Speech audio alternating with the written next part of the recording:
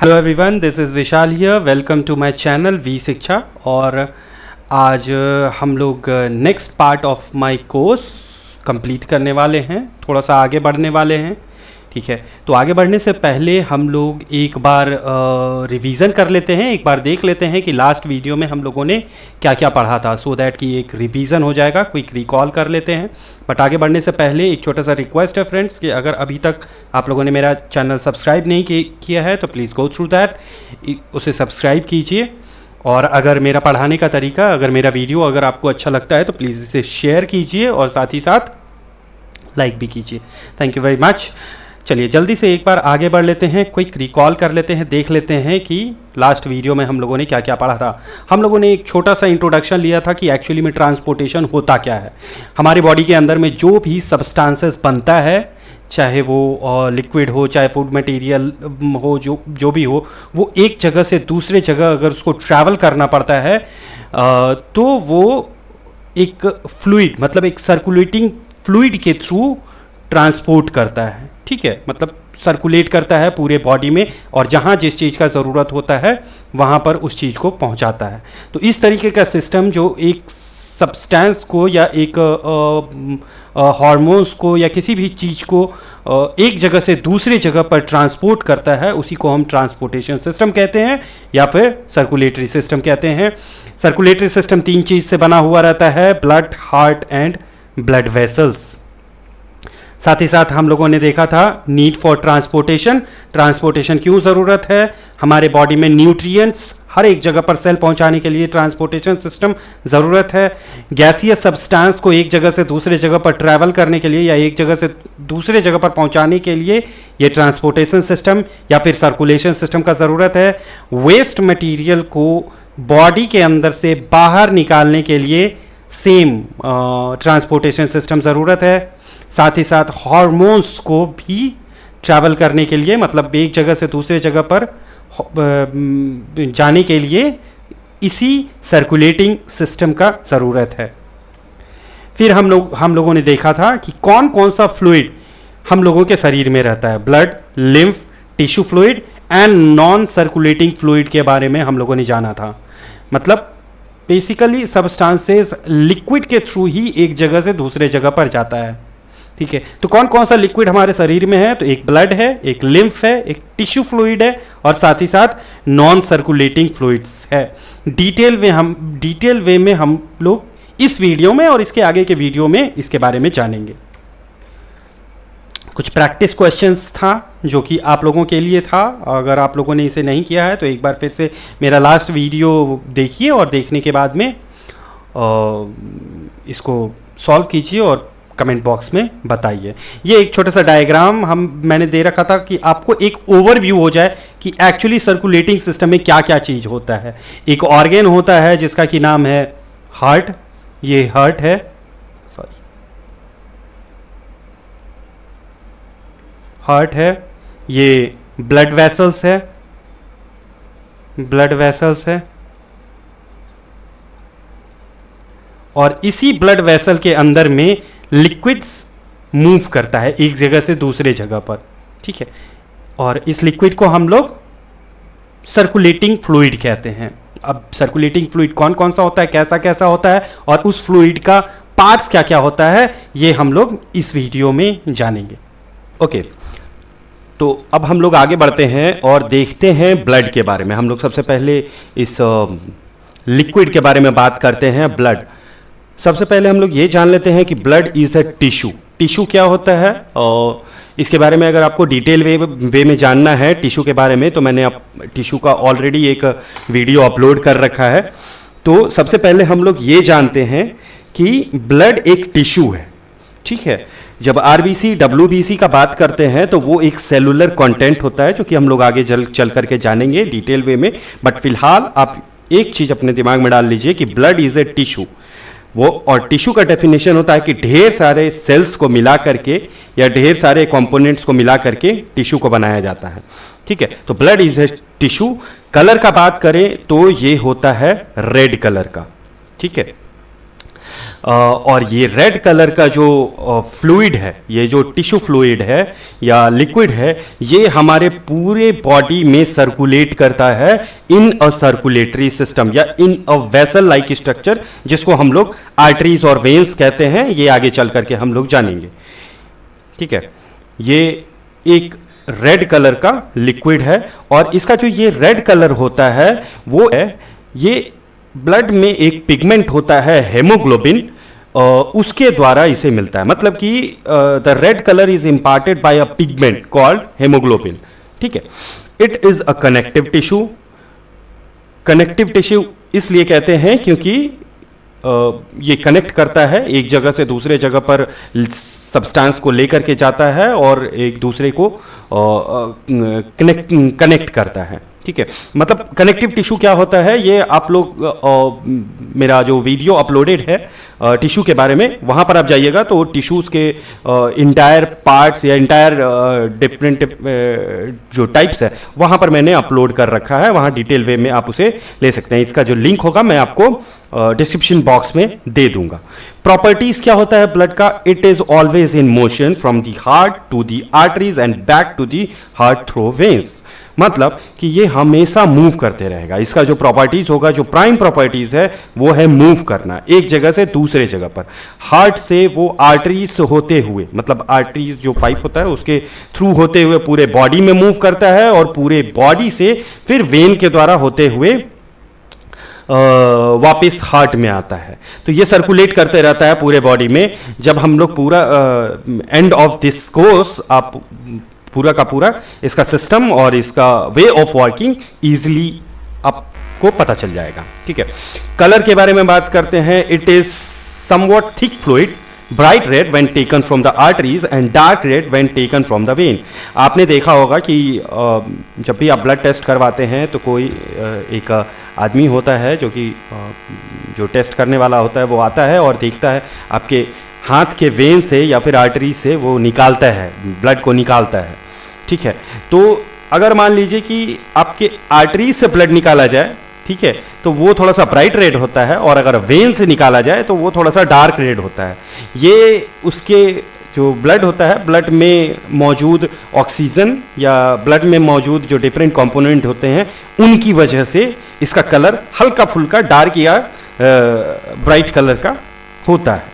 ठीक है, वॉल्यूम एक एडल्ट में अगर देखा जाए तो वो 5 to 6 लीटर होता है, depend upon male and female. Male का अगर देखें तो फीमेल का देखें तो 5 से लेकर के 6, और अगर एडल्ट मेल का करें तो लगभग 6 लीटर उनके बॉडी में रहता है। टेस्ट अगर देखें तो लगभग ऐसा कोई इंसान नहीं होगा जो कि ब्लड को टेस्ट नहीं किया होगा। मतलब ऐसे नहीं, कहने का मतलब अगर कभी कभी इंसान के हाथ में ऐसे पिंच लग जाता है या कहीं उंगली में कट जाता है तो ऑटोमेटिकली वो मुंह में जाता है। ठीक है, ज़बान पे जाता है उसको रोकने के लिए या रिलीफ देने के लिए, तो उस समय में वो ब्लड का टेस्ट पता कर लेता है। ठीक है, तो मोटा मोटी देखें तो ये सॉल्टिश होता है। The blood is ideally slightly alkaline. ठीक है, इसका पीएच वैल्यू 7.3 से लेकर 7.45 तक होता है। इसी वजह से ये थोड़ा सा शॉर्टिश होता है, थोड़ा सा बेसिक होता है, कहने का मतलब 7.3 से। जिसका भी जो भी लिक्विड का पीएच वैल्यू अगर 7 होता है तो वो नॉर्मल होता है, ना वो एसिडिक होता है ना वो बेसिक होता है। 7 से ज़्यादा जहाँ अगर किसी लिक्विड का पीएच वैल्यू होने लगता है तो वो बेसिक होने लगता है, अल्कलाइन होने लगता है। ठीक है, चलिए अब हम लोग इसका कंपोनेंट देखते हैं, किस किस चीज़ को मिला करके ब्लड बना हुआ है। तो ब्रॉड कैटेगरीज में अगर हम लोग डिवाइड करने का ट्राई करें तो ब्लड बेसिकली 2 पार्ट में डिविजिबल होता है, एक प्लाज्मा पार्ट और दूसरा होता है सेलुलर एलिमेंट्स पार्ट। ठीक है, जो प्लाज्मा पार्ट होता है वो 55% ऑफ द ब्लड होता है। मतलब हमारे शरीर में जितना भी ब्लड है, ठीक है, जितना भी वो लिक्विड है वो उसका 55% प्लाज्मा होता है और 45% मतलब 45% of the blood is cellular element. ठीक है, आप सोच रहे होंगे कि आरबीसी डब्ल्यूबीसी कहाँ गया। एग्जैक्टली हम लोग ये चीज़ आगे जाकर के जानेंगे। ये सेलुलर एलिमेंट वाला जो पार्ट है इसी में वो तीनों आता है, आरबीसी डब्ल्यूबीसी एंड प्लेटलेट्स। और ये जो प्लाज्मा पार्ट होता है इसमें बेसिकली लिक्विड और बाकी सब होता है, जो कि हम यहाँ पर बताने जा रहे हैं। प्लाज्मा का 90%, मतलब ये जितना भी टोटल 55% ऑफ द लिक्विड है, इसका 90 to 92% जो पार्ट होता है वो वाटर होता है। ठीक है, about 8% of plasma is solute particle like proteins. ठीक है, जो सॉल्यूट मतलब कि ऐसा मटेरियल जो कि पानी के अंदर में मिल जाता है, घुल जाता है, वो सॉल्यूट पार्टिकल्स होता है। ठीक है, और उसमें 7 से 8% ऐसा क्या कहते हैं 7 to 8% वो होता है, वैरी करता है। ठीक है, 1% जो पार्ट होता है वो इनऑर्गेनिक सॉल्ट्स होता है। Inorganic salt basically sodium chloride होगा या फिर सोडियम बाइकार्बोनेट होगा। Among other substances in plasma, मतलब इन सबों को छोड़ करके अगर अदर पार्ट हम लोग देखते हैं तो बेसिकली जो फूड पार्ट है like glucose, amino acid, fibrinogen, hormones. ठीक है, ये हार्मोन्स के बारे में लास्ट वीडियो में थोड़ा सा मैंने बताया होगा कि कुछ ऐसे ग्लैंड्स होते हैं जो कि यूजफुल केमिकल या नॉन यूजफुल केमिकल को सिक्रीट करते हैं। ठीक है, उस तरीके के केमिकल को मतलब बेसिकली एंजाइम या फिर हार्मोन्स कहते हैं जो ग्लैंड्स रिलीज करते हैं। तो एंडोक्राइन ग्लैंड्स जितने भी होते हैं वो हार्मोन्स रिलीज करते हैं। ठीक है, और वो जो हार्मोन्स होता है वो इसके अंदर प्लाज्मा वाले पार्ट में रहता है। यूरिया ये भी आपके प्लाज्मा वाले पार्ट में ही रहता है। फंक्शन, अगर हम लोग फंक्शन देखेंगे तो ये फूड को ट्रांसपोर्ट करता है, कार्बन डाइऑक्साइड को कैरी करता है, हार्मोन्स को भी कैरी करता है, एंटीबॉडीज एंड यूरिया को भी वो कैरी करता है, मतलब कि ट्रांसपोर्ट करता है food material, carbon dioxide, hormones, antibodies, urea, इन सबों को। नाउ अब हम मेजर पार्ट पे आ जाते हैं जो कि है सेलुलर एलिमेंट्स। जो सेलुलर एलिमेंट्स होता है ब्लड में वो लगभग 45% होता है, मतलब ब्लड का 45% सेलुलर एलिमेंट होता है। ठीक है, अब हम लोग इस सेलुलर एलिमेंट को देखें तो ये बेसिकली 3 तरीके का होता है। पहला है रेड ब्लड सेल जिसको हम एरिथ्रोसाइट्स भी कहते हैं या फिर शॉर्ट में आरबीसी भी कहते हैं। दूसरा जो सेलुलर एलिमेंट है वो है व्हाइट ब्लड सेल या फिर ल्यूकोसाइट या फिर शॉर्ट में उसको हम डब्ल्यूबीसी भी कहते हैं। तीसरा पार्ट होता है ब्लड प्लेटलेट्स जिसको कि हम थ्रोम्बोसाइट्स कहते हैं, शॉर्ट में भी थ्रोम्बोसाइट ही कहेंगे। ठीक है, फंक्शंस हम लोग जानते हैं।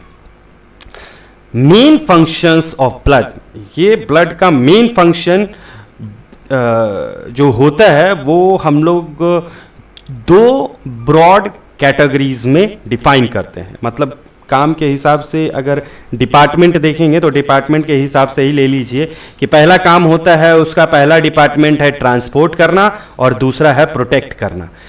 ब्लड को किस चीज़ से प्रोटेक्शन या फिर बॉडी को किस चीज़ से प्रोटेक्शन?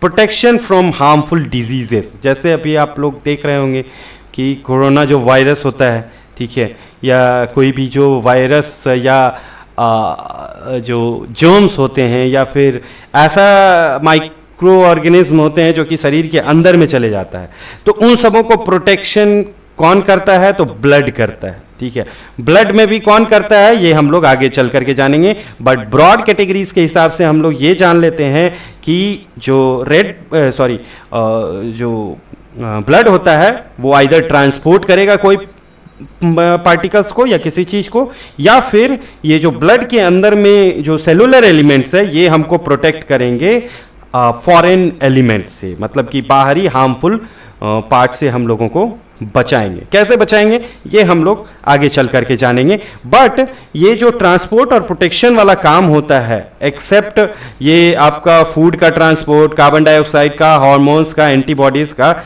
इन सबों को छोड़ करके जो भी ट्रांसपोर्ट होता है वो हमारा ये सेलुलर एलिमेंट वाला पार्ट जो होता है ये ही ज्यादातर करता है। ठीक है, अब हम लोग एक एक करके जानेंगे आरबीसी, डब्ल्यूबीसी और प्लेटलेट्स का काम कैसे होता है। ठीक है, तो सबसे पहले हम लोग देख लेते हैं ट्रांसपोर्ट ये किस किस चीज का करेगा। पहला है ट्रांसपोर्ट ऑफ डाइजेस्टेड फूड, जो फूड होता है डाइजेस्टेड फूड उसको ट्रांसपोर्ट करेगा, like simple sugar, glucose, amino acid, vitamin, minerals, salt, इन सबों को भी ब्लड जो होता है या जो सेलुलर एलिमेंट होता है वो ट्रांसपोर्ट करता है। ठीक है, दूसरा है ट्रांसपोर्टेशन ऑफ ऑक्सीजन और कार्बन डाइऑक्साइड। मतलब हमारे शरीर के अंदर में जब जो ऑक्सीजन होगा वो हर एक सेल तक पहुंचाने का काम वो ऑक्सीजन करता है, और फिर वो सारा ऑक्सीजन जब कार्बन डाइऑक्साइड में कन्वर्ट हो जाता है या फिर जब सिंथेसाइज होकर के कार्बन डाइऑक्साइड बन जाता है, तो इस कार्बन डाइऑक्साइड को सेल से फिर वापस बाहर निकालना, ये जो काम होता है ये ब्लड के द्वारा ही होता है।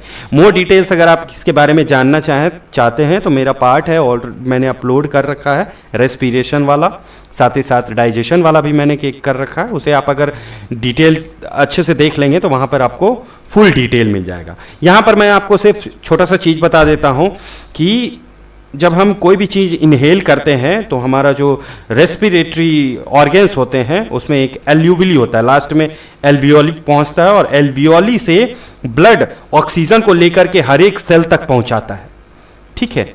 और उसके बाद जब सेल रेस्पायर करके कार्बन डाइऑक्साइड रिलीज करता है तो इस कार्बन डाइऑक्साइड को एल्वियोली तक हमारा वो भी ब्लड ही पहुंचाता है, ठीक है। लेकिन कैसे? ब्लड सेल में आरबीसी के अंदर में एक पिगमेंट होता है जिसको कि हम कहते हैं हेमोग्लोबिन।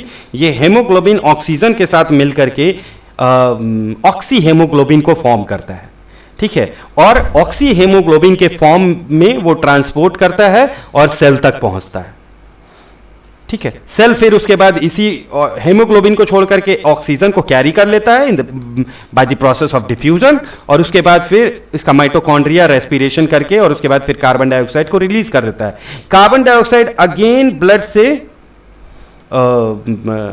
ब्लड में जो हेमोग्लोबिन है उसके साथ में मिल करके कार्बो अमीनो हेमोग्लोबिन बना देता है, और ये फिर वापस आता है एल्वियोली तक, ठीक है, और लंग्स तक, मतलब, ठीक है, जहां पर वो हेमोग्लोबिन को छोड़ करके कार्बन डाइऑक्साइड को ले लेता है, again the process of diffusion या डिफ्यूजन, और उसके बाद फिर जो हमारा एक्सेल होता है, मतलब कि लंग से फिर उसके बाद सांस से होते हुए, मतलब ट्रैकिया नॉस्ट्रिल से होते हुए लैरिंग्स फायरिंग से होते हुए बाहर आ जाता है। डिटेल वे में आपको मेरा जो पहले वाला पार्ट है जो न्यूट्रिशन वाला पार्ट है और रेस्पिरेशन सिस्टम वाला भी पार्ट है, वो आप अगर देखिएगा तो आपको वहाँ पे डिटेल वे में दिया हुआ है कि किस तरीके से ऑक्सीजन ट्रांसपोर्ट करता है एक जगह से दूसरे जगह तक। बट इसमें मेन पार्ट आपका यही ब्लड ही है जिसके अंदर में ये हेमोग्लोबिन रहता है, ठीक है, ये वो काम करता है। ओके, चलिए दूसरा, ट्रांसपोर्टेशन ऑफ एक्सक्रीटरी मटेरियल्स। ये एक्सक्रीशन वाला जो पार्ट है वो मैंने अभी तक अपलोड मैंने नहीं किया है, बट मैं उसे अपलोड करूंगा, ठीक है। आप इतना जान लीजिए कि जो एक्सक्रीटरी मटेरियल होता है, जो ब्लड में हमारा यूरिया होता है या फिर अमोनिया होता है, ये सबको जब बाहर निकलना होता है, लाइक यूरिक एसिड, ठीक है, अमोनिया, ये सब जो हमारे ऑर्गन्स हैं लाइक लीवर, किडनी या फिर स्किन, इन सबों के द्वारा वो बाहर आते हैं। लेकिन बाहर वो मतलब बॉडी के अंदर में ट्रांसपोर्ट होते हैं ब्लड के ही द्वारा।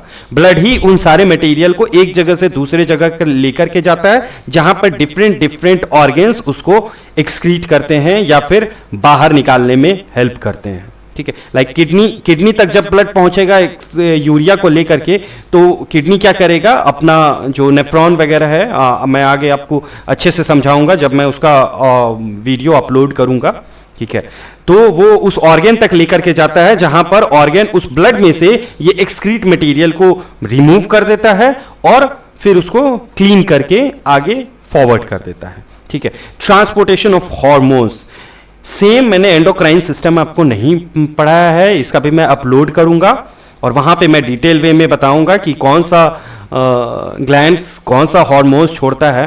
बट हमारा बहुत सारा ऐसा बॉडी का एक्टिविटीज होता है, लाइक रिप्रोडक्शन सिस्टम हुआ या बॉडी का किसी तरह का मूवमेंट हुआ या बॉडी का ग्रोथ हुआ या सेल डिवीजन का पार्ट हुआ, ये सारा का सारा तभी काम करता है जब उस पार्ट को सम इंस्ट्रक्शन मिलता है, और वो इंस्ट्रक्शन मिलता है इस हार्मोन्स के द्वारा। तो ये ब्लड जो होता है वो हार्मोन्स को ट्रांसपोर्ट करता है एक जगह से दूसरे जगह तक, ठीक है। चलिए, डिस्ट्रीब्यूशन ऑफ हीट। आपने कभी कभी सुना होगा भाई टेम्परेचर बढ़ गया है, फीवर हो गया है, तो उस जगह पर हीट ज़्यादा बढ़ जाता है। ठीक है, तो ब्लड एक ऐसा चीज होता है जो कि हीट को ट्रांसपोर्ट करता है। ठीक है, गर्मी जो होता है वो शरीर को एक जगह से दूसरे जगह, या कभी कभी आप वर्क करते होंगे, एक्सरसाइज करते होंगे, तो उस समय में आप देखते होंगे कि ब्लड आपका जल्दी जल्दी पंप होता है, हार्ट जल्दी जल्दी पंप होता है। तो ये क्या होता है कि हीट को डिस्ट्रीब्यूट करता है यूनिफॉर्मली पूरे एक जगह से दूसरे जगह पर। ठीक है, एंड अपार्ट फ्रॉम दैट वो पीएच को भी, जो ब्लड का पीएच होता है उसको भी रेगुलेट करने में काफी हेल्पफुल होता है। तो ये सब हो गया ट्रांसपोर्टेशन का काम। अब हम लोग देखते हैं कि प्रोटेक्शन किस तरीके से देखते हैं। It involves in protection from diseases by engulfing the disease causing microbes by phagocytosis. Phagocytosis एक प्रोसेस है, ये हम लोग आगे चल करके जानेंगे। बस इतना समझिए कि हमारा जो सेलुलर वाला पार्ट है, डब्ल्यूबीसी, आरबीसी और प्लेटलेट्स, ठीक है, कौन क्या काम करता है ये हम लोग आगे जानेंगे।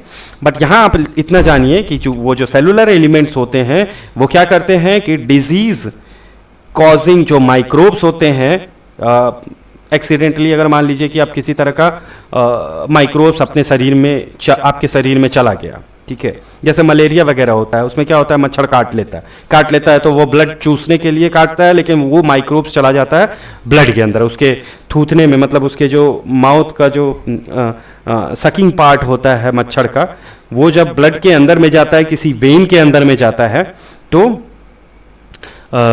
जो डिजीज वगैरह होता है या माइक्रोब्स होता है या माइक्रो ऑर्गेनिज्म होता है, वो उसके थूथने से या उसके मुंह से ब्लड में चला जाता है। तो उन सबों को खत्म करने का काम जो होता है या किल करने का जो काम होता है वो हमारा ब्लड ही करता है। और ये कैसे करता है? By a process called phagocytosis. Phagocytosis हम लोग आगे के वीडियो में जानेंगे कि क्या होता है। Now it produces antitoxins and antibodies when neutralize the poisonous substances और kill the germs which enters the body. ठीक है, जैसे पॉइजनस मटेरियल जब हमारे शरीर के अंदर में चले जाता है तो कुछ कुछ ऐसा भी WBC होता है या व्हाइट ब्लड सेल्स होता है, कुछ कुछ सेल्स ऐसा होता है जो कि फैगोसाइटोसिस से किल करता है माइक्रोब्स को, लेकिन कुछ कुछ ऐसा भी सेल्स होते हैं जो कि एंटीटॉक्सिन्स को रिलीज कर देते हैं या एंटीबॉडीज को रिलीज कर देते हैं, सो दैट कि वो एंटीबॉडीज या एंटीटॉक्सिन्स किल कर दे जर्म्स को, मतलब जर्म्स के साथ में मिले और वहां पर उसको खत्म कर दे। तीसरा जो पार्ट है प्लेटलेट्स, प्लेटलेट्स भी प्रोटेक्ट करता है बॉडी में, या फिर हमारा जो ब्लड होता है उस ब्लड के अंदर में कुछ प्लेटलेट्स भी होते हैं और ये प्लेटलेट्स ब्लड को क्लॉट करने में हेल्प करता है। क्लॉट करने का मतलब होता है कि खून को जमा देना। जैसे भी आप लोगों ने देखा होगा कि कभी बॉडी में या कभी हाथ में पैर में आपका कट गया होगा तो वो आपने देखा होगा कि शुरुआत में तो ब्लड निकलता है, लेकिन धीरे धीरे वहां पर वो जाम हो जाता है। ठीक है, ब्लड थोड़ा गाढ़ा हो जाता है और गाढ़ा होने के बाद में जाम हो जाता है। ठीक है, जिससे क्या होता है कि और ब्लड निकलना बंद हो जाता है। इसलिए ये जो क्लॉटिंग वाला जो प्रोसेस होता है या क्लॉट करने वाला जो पार्ट होता है ये बहुत ही इंपॉर्टेंट है और ये भी हमारे शरीर को हार्म होने से बचाता है। तो it prevents to the clot serves to protect the clot serves to prevent further loss of blood, the entry of disease causing germs. ठीक है, मतलब कि जर्म्स भी उसके थ्रू होकर के अंदर ना चले जाए। ठीक है, तो ये है आपका प्रैक्टिस वर्क। यहाँ पर आपके लिए ये वर्क है, लाइक ब्लड का कलर कैसा होता है, प्रॉपर्टीज क्या है, पिगमेंट क्या है, ठीक है, कौन कौन सा पार्ट है उसका, साथ ही साथ परसेंटेज ऑफ पार्ट्स। ठीक है, मतलब कि जैसे प्लाज्मा और ये है तो वो किस किस उसका परसेंटेज क्या है ब्लड में, साथ ही साथ वॉल्यूम ऑफ ब्लड क्या है, टेस्ट ऑफ ब्लड क्या है, टाइप ऑफ टिश्यूज क्या है। ठीक है, मतलब ब्लड का क्या टाइप है, ठीक है, उसका फंक्शंस क्या है, ये चीज आपके लिए प्रैक्टिस के लिए ये आप प्रैक्टिस कीजिए और मुझे कमेंट बॉक्स में लिख करके बताइए कि क्या होगा इसका आंसर। और एक और कुछ और प्रैक्टिस क्वेश्चंस है आप लोगों के लिए, जितना आप प्रैक्टिस करेंगे उतना ज़्यादा परफेक्ट हो जाएंगे।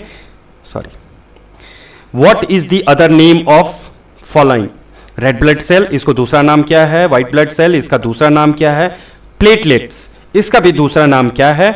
विच excretory material is to be removed by the body, which body organ does that, what is the out product one haemoglobin mix with the following gases. Oxygen के साथ में जब ब्लड मिलता है तो क्या फॉर्म कर हेमोग्लोबिन मिलता है तो क्या फॉर्म करता है, कार्बन डाइऑक्साइड के साथ मिलता है तो क्या फॉर्म करता है।